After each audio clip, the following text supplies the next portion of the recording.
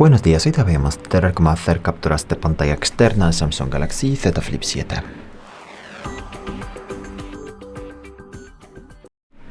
En este caso, el método es el mismo que en el caso de la pantalla regular.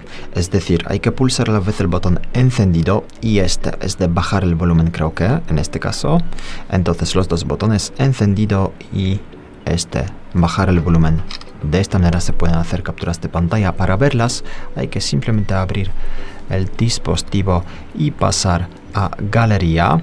Luego en galería podemos más abajo abrir álbumes y la carpeta dedicada a capturas de pantalla. Y aquí podemos ver la captura. Muchas gracias por ver el vídeo. Te invito a comentario abajo, suscribirte al canal. Hasta luego.